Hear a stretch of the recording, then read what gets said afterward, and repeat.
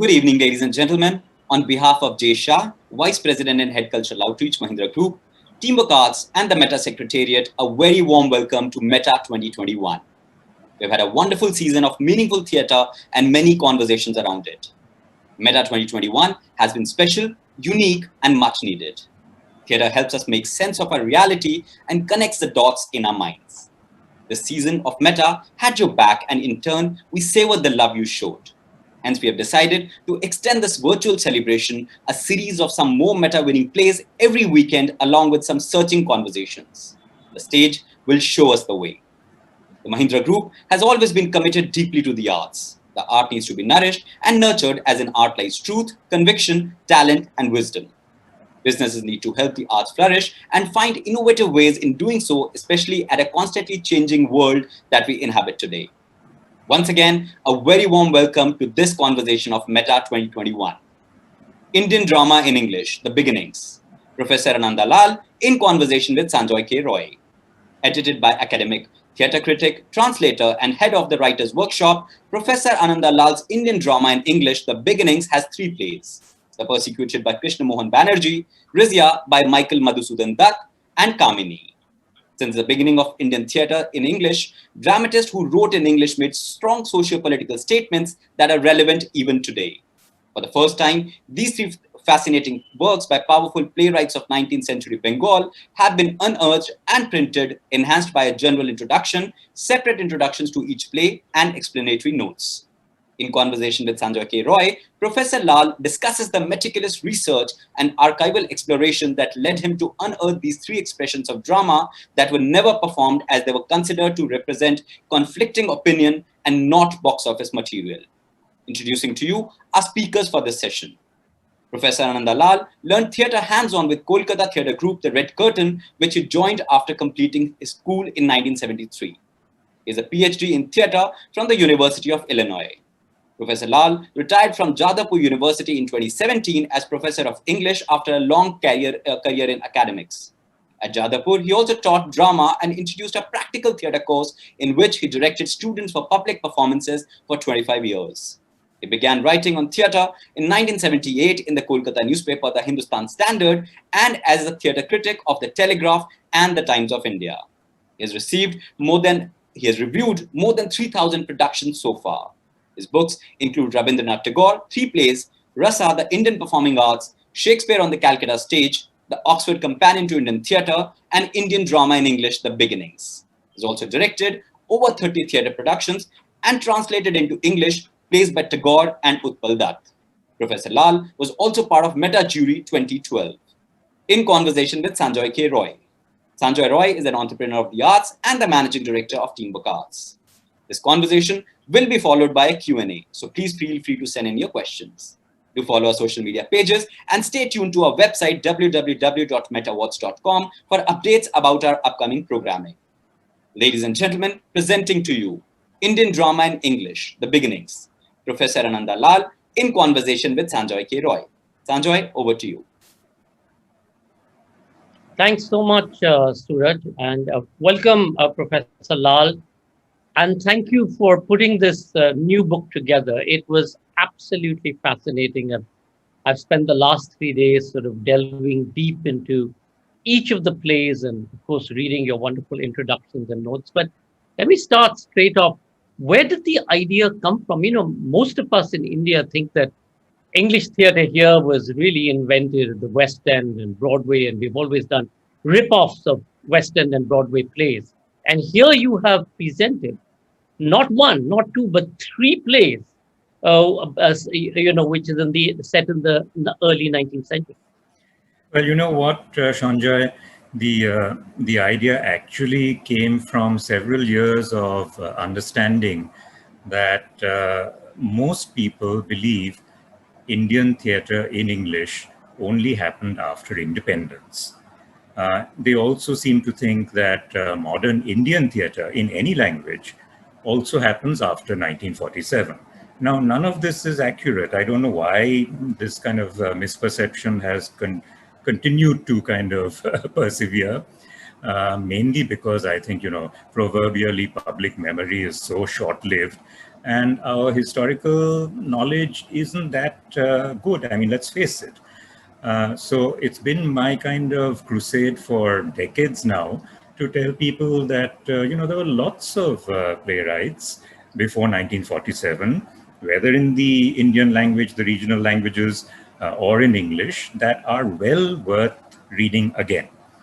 And that was the early reason, as you are kind of inquiring about, what started it all off.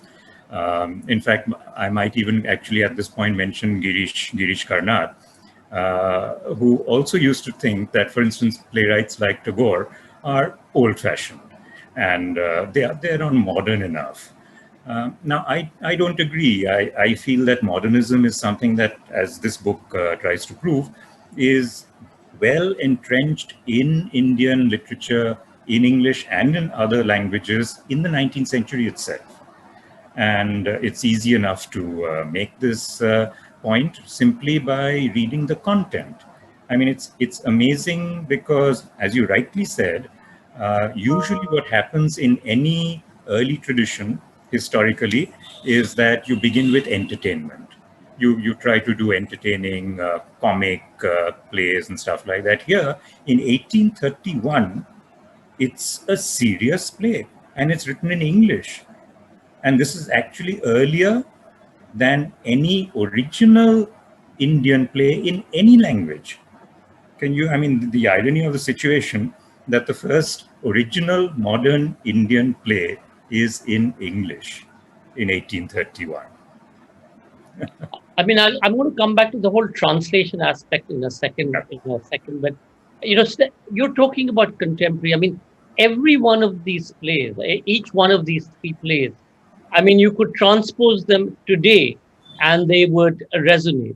Yeah. Especially, I mean, to begin with the very first play, which talks about the whole Hindu-Muslim divide, for example. The second play that talks about converting to Christianity, which of course sets the sort of scene for both the Michael Madhusudan Dutt play as well as the one previously, and then Kamini. But let's perhaps start with Kamini, and if you give us a sense of what these plays were about, well, in a very short sort of thing, to give our audiences a sense of what is it that we're talking about, and each with such different varied themes. Sure. Now, we start with Kamini, right? 1874. So that's 40 years after The Persecuted. But in 1874, this play is about, in fact, it's subtitled The Virgin Widow. Okay. It's about a teenage widow, right? 16 years old, but her husband has died. And she belongs to a fairly affluent, it seems, well-educated Calcutta family. But her father, is completely, let me put it this way, I mean, orthodox. And even though the Widows Remarriage Act has been promulgated almost 20 years before, Vidyasagar and all the others who were the reformers who did this, succeeded in legislating that particular act. Society doesn't care for something that has been enacted by law necessarily. So the families will carry on doing what Orthodox Hindu families have always done, which is that if you have been widowed, well, bad luck. You stay at home and you're not supposed to even think of any further marriage at the age of 16 or 17, right? And she, Kamini, is extremely accomplished. She is learning piano from a tutor who comes to her home. She's learning English and other languages also from these. This was home tuition, which used to be very common in those days, from another person who's coming to the home. And the pianist who is the tutor who is teaching her piano is English. He falls for her. She also has a Hindu suitor who serenades, which I believe, I mean, is probably the one unrealistic thing that is in the play, serenades her from outside the building, which, if it at all did happen in 19th century Calcutta, would have itself created a scandal. Well, But Romeo and Juliet, I mean, exactly, why haven't exactly. But other than that, this is actually the most realistic play of these three. Uh, Neither of these two men takes it to the next step. They are completely enamored by her, but they don't do anything about it, especially, I guess, because the father would never have allowed it anyway. So what happens is that the two men go and marry other people, girls, and she is left all alone, and she takes a rather unprecedented step in 1874. Should I tell you what that is?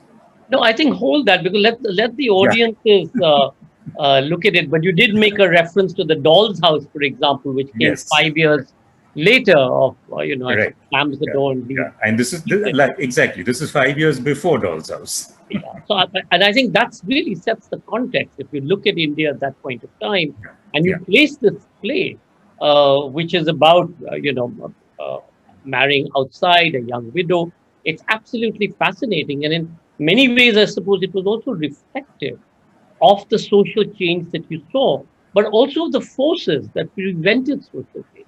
Yeah. Right. And similarly, in the first play, in Banerjee's first play, where pretty much like what we are saying today, they're drinking, they're eating beef, Yeah. and they then go to his father and say, "You have to disown him," and the Yeah. father thrice says no, but the fourth Yeah. time, after swooning, does sign. Tell us about that. Yeah, well, Krishna Mohan Banerjee is really a VIP of 19th century Calcutta society. But this was written when he was 18 years old, only 18. This was when he was straight out of Hindu College, which is now Presidency University. And at that time, late 1820s, it was the bastion of what now is called Young Bengal, capital Y, capital B. At that time, the student radicals, the rebels, who were kind of mobilized, galvanized into action, into thinking liberally, progressively by none other than Henry de Rosio. And de Rosio and Banerjee were, I think, 3 or 4 years. Were they the Naxals of their time?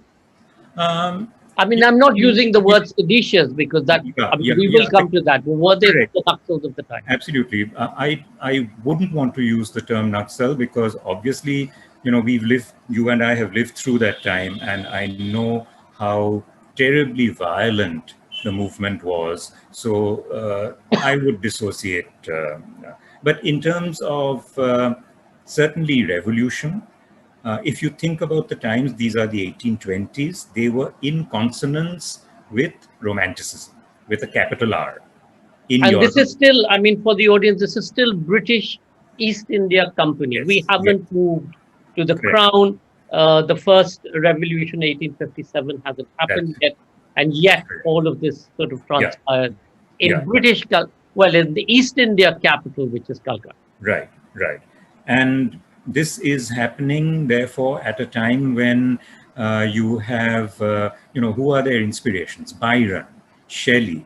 Now, these were, and you think of Byron, Shelley as inspirations for De Rosio and Banerjee, you'll realize that revolution was in the air, in theory, perhaps, right? They're not taking up arms, but the entire idea of student rebellion against extremely hidebound, rigid superstition beliefs, which this play exposes, you've read it, is amazing. Now, we've read about this in the history books, but here is a play which is based on this infamous incident which took place in Banerjee's own life, which was while he had just about started teaching in a school on College Street, and his friends, the young rebels, the young Bengal students of Hindu College at that time, every evening used to gather in his house. Adda. Yes, exactly, in his house, which, by the way, is still standing. It hasn't been demolished. And they used to gather in the evenings and, like, young people do, They would drink a little, they would eat a little. This particular evening, they got some beef from the local bazaar, and they ate and drank. And of course, they got a little inebriated. And you know what happens then?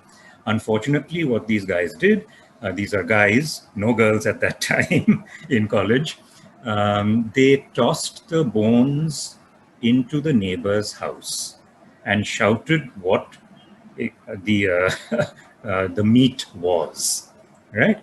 And this was a Brahmin para neighborhood. So all hell broke loose. It was almost a riot-like situation.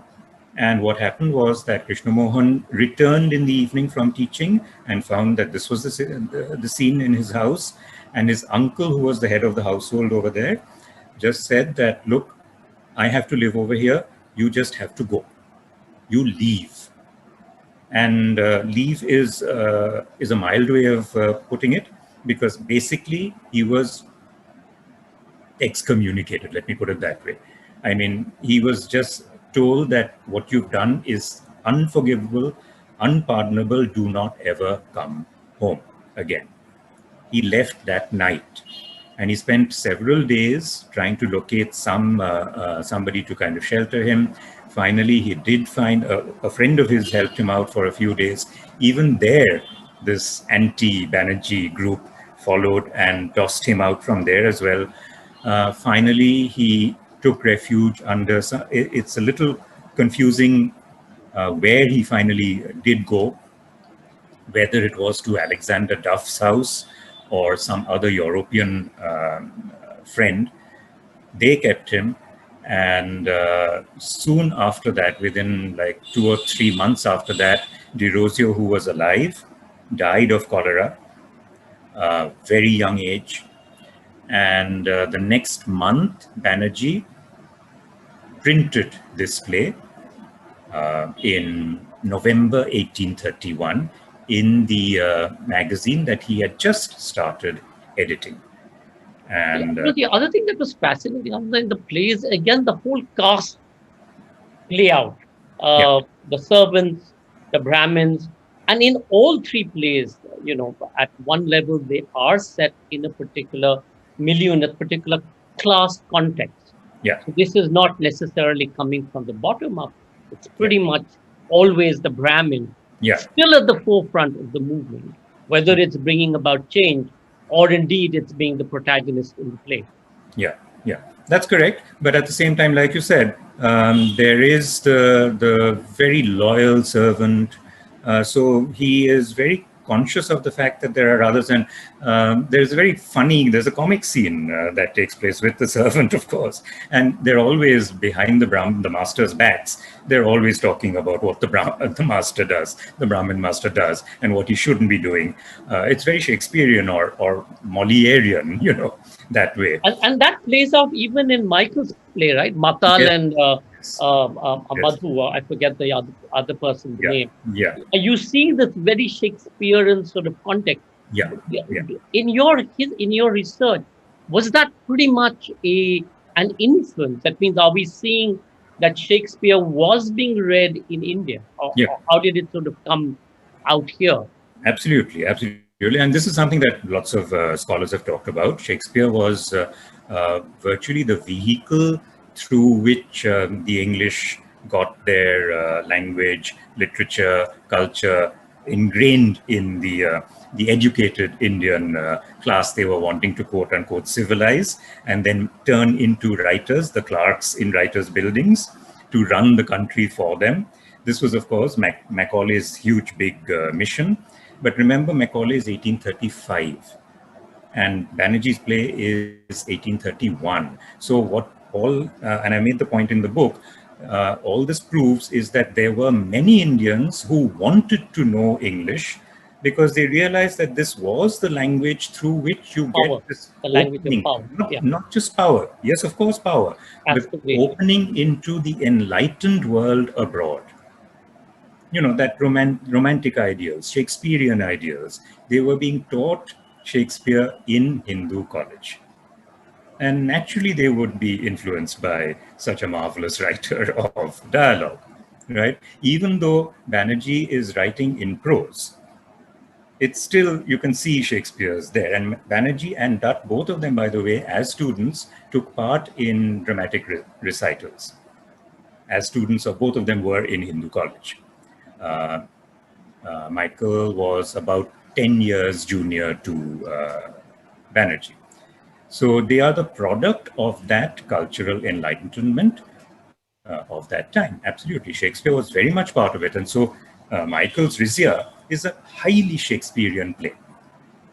In fact, I mean, both the way that he's written it and his rhyme and his intonation is so Shakespearean, but it's still very homegrown. And I think that's the beauty of it. Absolutely. Though he uses the Shakespearean breath and the way the plot sort of plays out with the comic scenes, with the heights, with the soliloquies, it's still very homegrown. Yeah. Structurally, in fact, there's something very interesting that happens in Rizia, which is the number and length, duration-wise, of songs. Now, we had no idea what melodies that Michael may have thought of, but obviously he was not a musician. He would have left that to somebody else to do. But Shakespeare never wrote such long songs.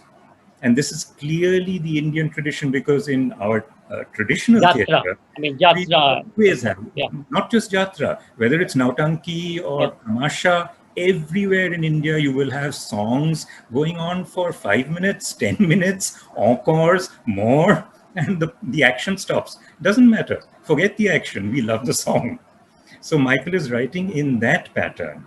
And we might think, if you're reading this play, from a Western perspective, hey, this is going on far too long. But you're right. This is Indian. This is homegrown. And on the Ananda, will you set for the audiences Michael's background, the fact that he was going to get married, he chooses, he runs away because he doesn't want to forget his later life, but just this beginning and how he gets to what's it called? What's the fort in Calcutta called? Not St. George, but the police court. The court, you said? No, the fort. What's the Kolkata fort called? Fort William. Yeah. Fort William. I mean, let's set the stage of where Michael comes from and why he broke with his family. Well, yeah. In fact, both Banerjee was one of the earliest converts to Christianity, and from a Brahmin family. Can you believe that? A Brahmin converting to Christianity. He ultimately becomes Reverend Krishna Mohan Banerjee. But he is a Sanskritist, an Indologist. He was such a scholar later on. He became president of the Asiatic Society and so on. And Michael, of course, is running away to Fort William to actually escape being married off to the girl of his father's choice. And both of them, of course, have been inspired by Christianity. Let's not mince words. They in fact spent both of them spent time in Bishop's College, learning theology, learning Greek and Latin, and Michael automatically moved in that direction and was converted, baptized Michael. Madhusudan became Michael, and I think that was 1843, if I remember. Yeah.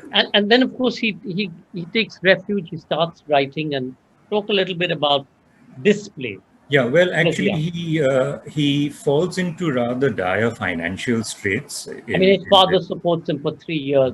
Yes, his father does support him up to a point, but then his father apparently lost his job in the court and couldn't do anything anymore for him. And Michael got an offer from Madras. He took a ship to Madras. He became a teacher in Madras. He spent several years over there, and that's where he gets married. And then that's where actually he starts writing Rizia. The first drafts of Rizia are printed by Michael from, again, just like Banerjee was an editor in Calcutta, Michael also started to edit his own magazine, his own newsletter in Madras. So, Ananda, again, setting the stage. So you still at some level have the Mughal Empire. They're still 1849-50, yes. In Delhi. Yes. Shivaji has come and gone, so on and so forth. The British has pretty much set up empire, as have the Portuguese, the Dutch, the French have been vanquished. Yeah. And within this, there's still this anathema to Muslims. Yeah, yeah. It's a very enlightening subject and play because Michael is obviously deliberately choosing Sultan Rizia. I will not use the word sultana because actually that's wrong. Sultana means king's wife, Sultan's wife. So Sultan Rizia. Or in the Caribbean, it means Kishmish, Moro Kishmish. But anyway, Uh, and he clearly, and by the way, he knew his Persian. A number of these people were very fluent in Persian too. They had learned this. And he felt that he was clear. This is supported by what we talked about later on in 1873, just before he dies. Michael is encouraging the movement of the professional Bengali company, theatre company, the Bengal Theatre, to include actresses. Right, and this is in 1873. The play, of course, is written in 1849-50 on to 1854-55. So he's already anticipating. That's his train of thought, really. What can I do for women? Because they need to be liberated. Just before he's written his first long poem was titled "The Captive Lady," right? And he follows that up with Rizia. And here is what I consider to be a captive lady. He must have thought about it that way as well, in charge of the Delhi Sultanate, right? But she is a woman, and no woman should be in charge of an empire or a kingdom, right? In that time. Secondly, she is Muslim for the 19th century Indian audience. Thirdly, she is being conspired against by the patriarchal nobles around her. They want to get her out. Fourthly, and Michael actually exaggerates this particular subplot into a main plot, she has a romantic liaison with her Abyssinian Siddhi slave. So color, race comes into it as well. So she is actually a captive lady fourfold.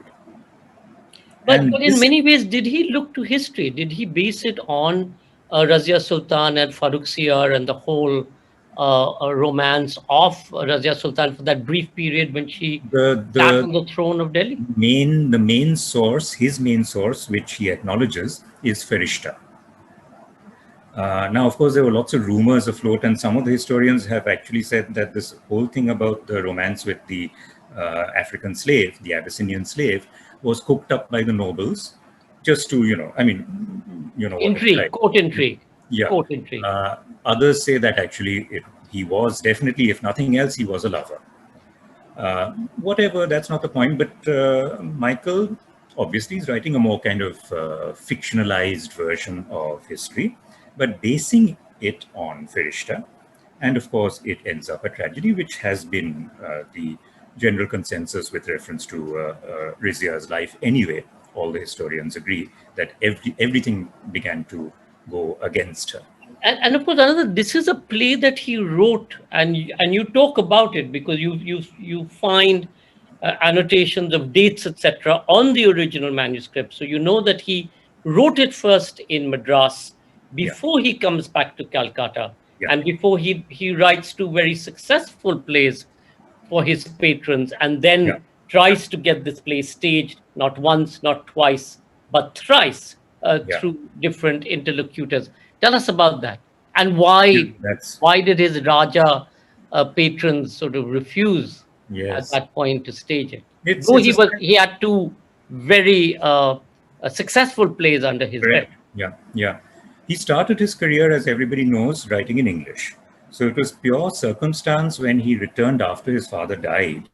He returned from Madras because other family members had taken over the property. You know these things with properties, etc. in India. Nothing has changed. Nothing has changed. And so he comes back to fight the case to recover his father's ancestral property. And then again, he's in bad financial shape. One of his best friend from college, Gaur Boshak, says that, look, the Rajas of Paikpara, by Raja, of course, that's the term they used to use for Zamindar. Paikpara is a North Calcutta neighborhood, and they have set up a theater, an amateur theater, the Zamindari theaters of Bengal at that time. They're doing Bengali plays. They need a translator for one of their Bengali plays. So would you do that? You're great at languages, so why don't you just do a translation? That's how he gets into Bangla.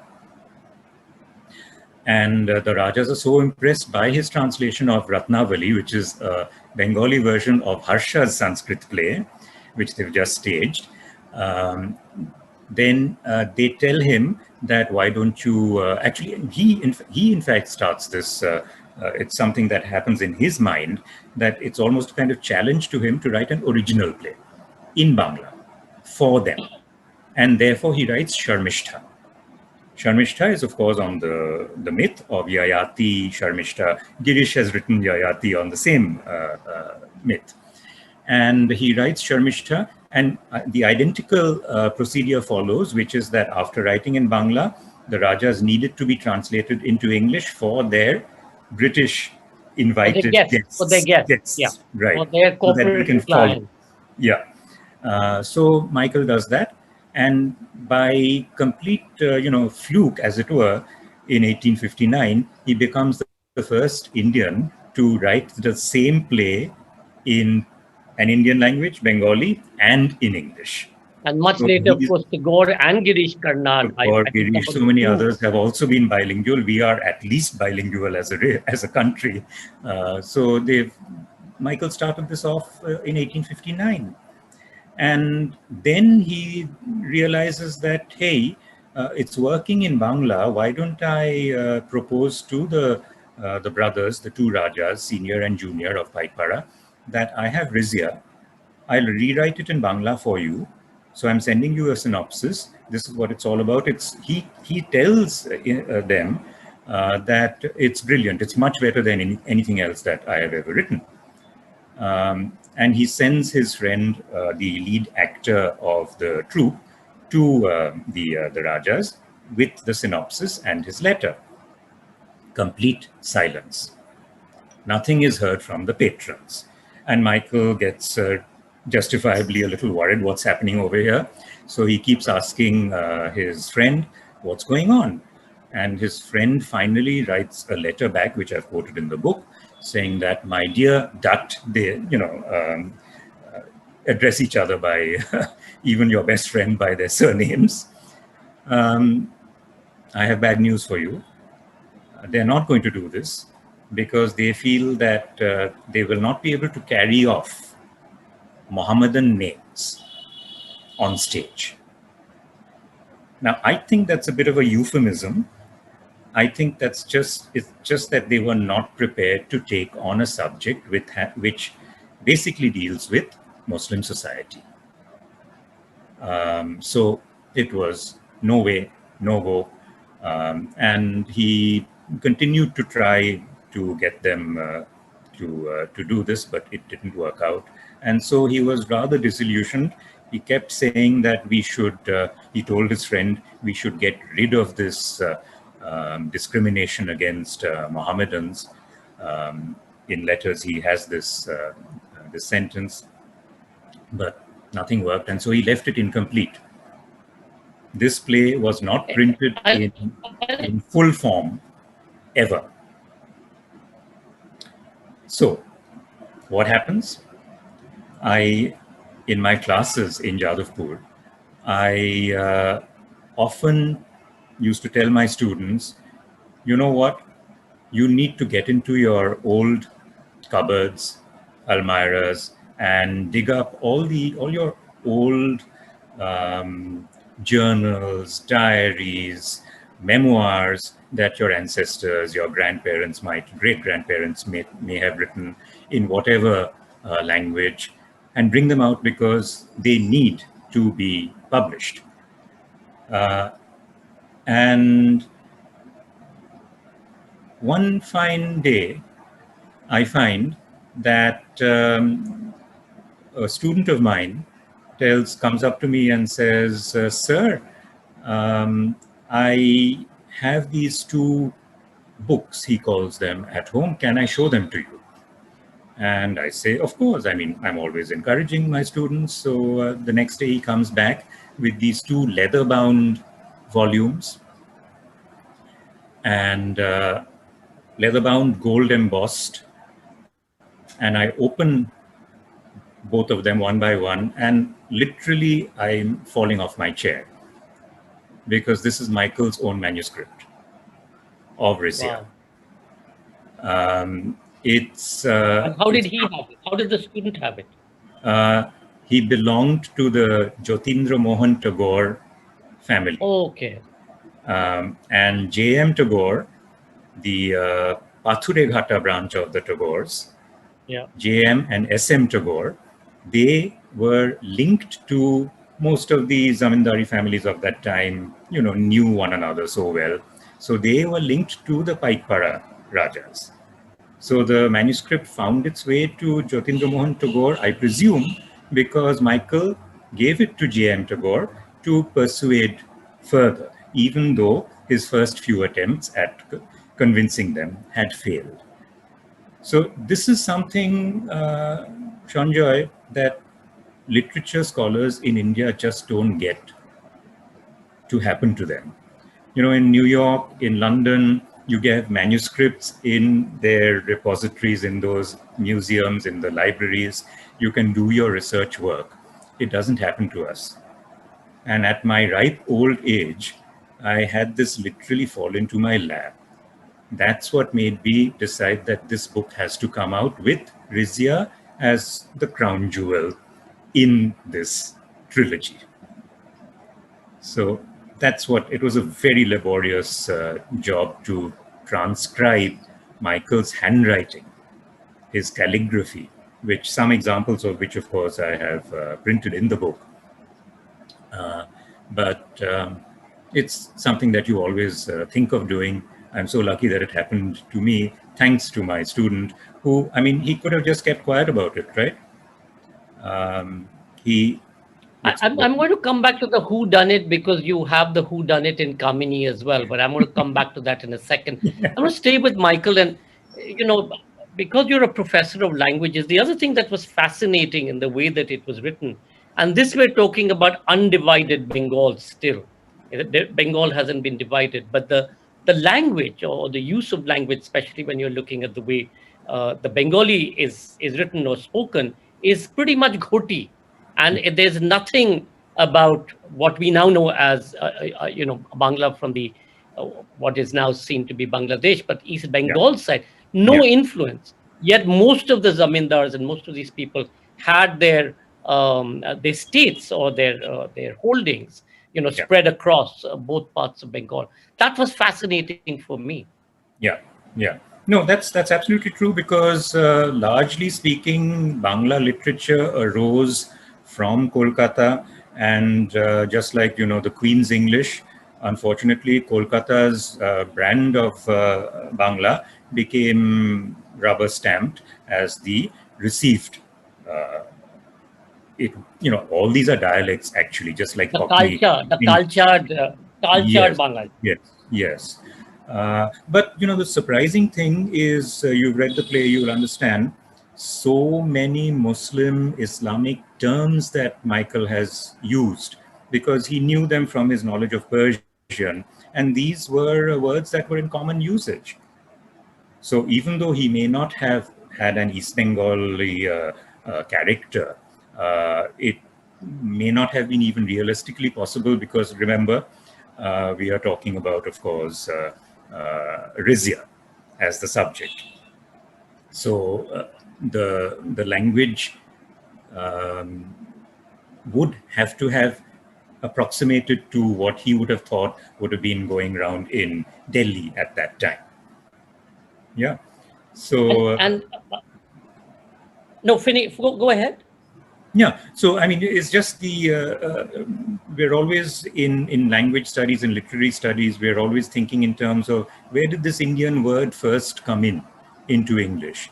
And Rizia gives you lots of examples of so many words which by the 19th century are, even the British have started using them Yeah. in their Open parlance. dispatches, in Open their parlance. correspondence.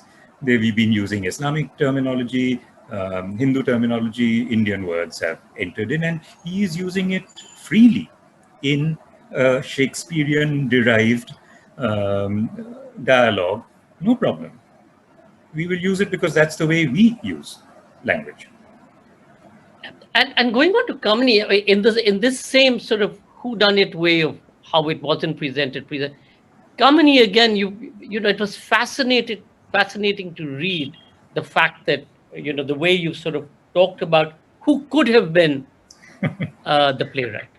Yes, the writer here chose to remain anonymous, and there are only a few reasons why a writer prefers to remain anonymous, because he might have known the specific family. If it was a real life incident that we are talking about, he might have known them, and therefore he doesn't want to stir up a hornet's nest by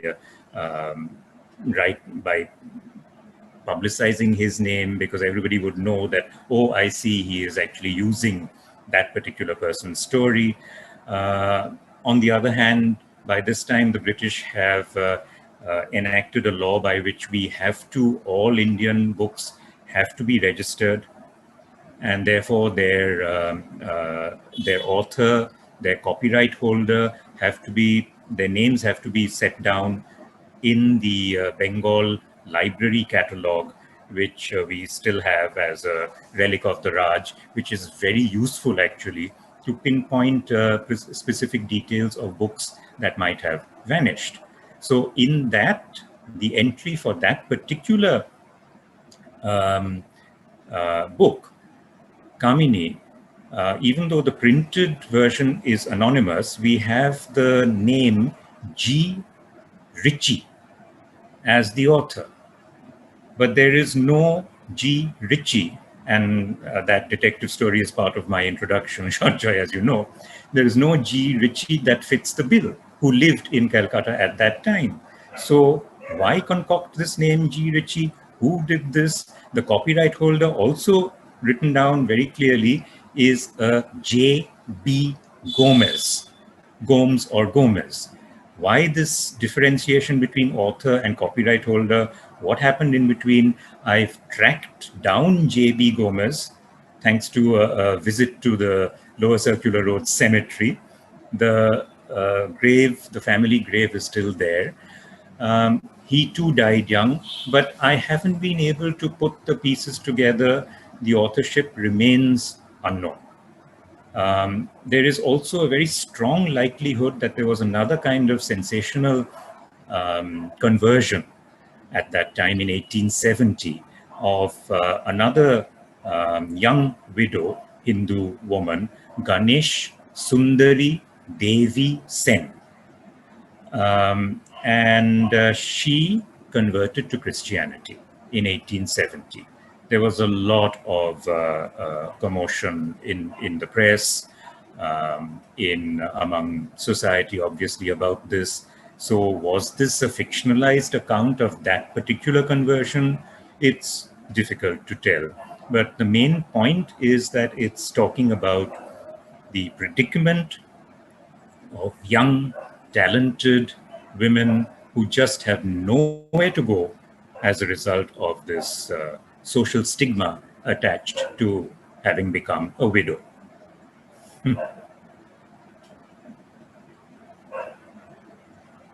What is fascinating in these plays, of course, is also the fact that, as you said, none of these three plays, for various reasons, was allowed to be staged or was staged.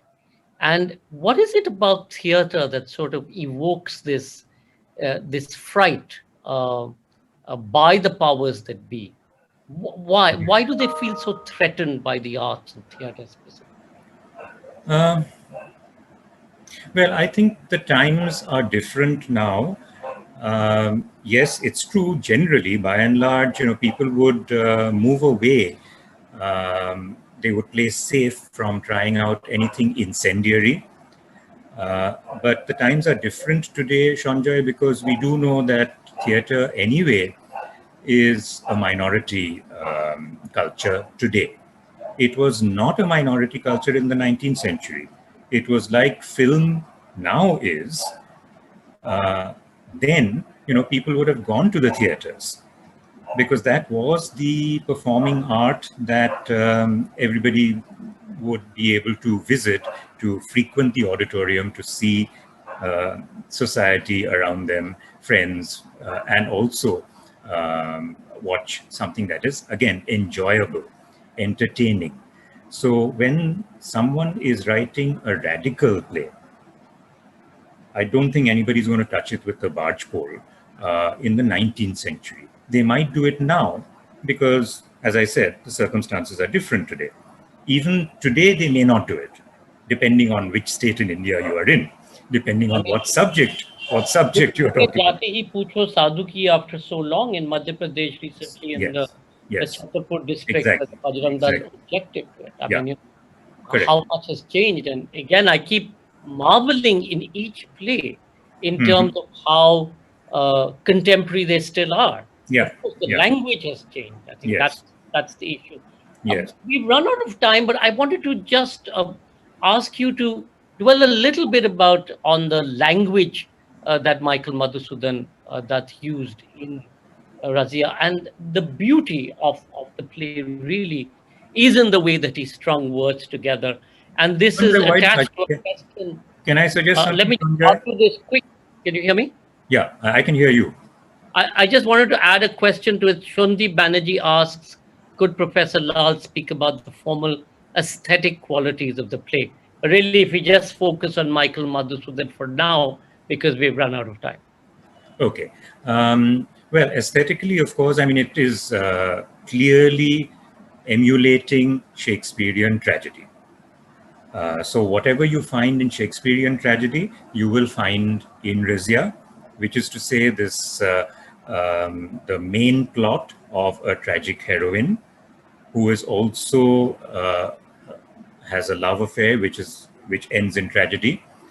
At the same time, you have the typical Shakespearean techniques of comic relief and the plebeians talking in prose whenever there is a scene in the camp, or songs being sung by Rizia's maidservants, ladies in waiting. These are all different ways in which the aesthetics, if we want to use that particular word, is diverse. It is not one track. There is no kind of that so-called, neoclassical unities of time, place, and action. Shakespeare never followed them. Therefore, Michael is not following them. It's extremely broad, going all over the place in both style, language, scenography, everything. Fabulous. I mean, for anybody who is a lover of theater, I really recommend this book, not just as an academic pursuit, but to read it for its language, for its historical context, and the fact that these three plays, dating back to 1830 onwards, were really in many ways the precursor, way before even the Shimla Gaiety Theatre began staging the plays there. I'm going to end, Professor Lal, with your permission, by reading a paragraph, a portion of the play, just so that people have a sense of the language. Please do. And I just go ahead. No, Sanjoy, that was what I was going to suggest. You read. As an actor, you must read. Okay. Well, as an actor who's not ever cast anymore, but yeah, I'm going to use the occasion. And this is, I mean, this is towards the end of the play, and just to give you a sense of the language, because my colleagues are now asking us to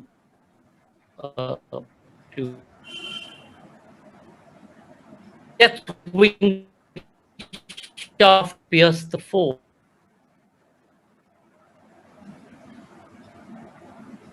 glorious field, and lift thy flashing spear on high, and blast with glance of warrior eye, and deafen with a stormy yell the dread deep thunder of this shell. Wake, for the fanes your fathers trod, to worship him, your father's God.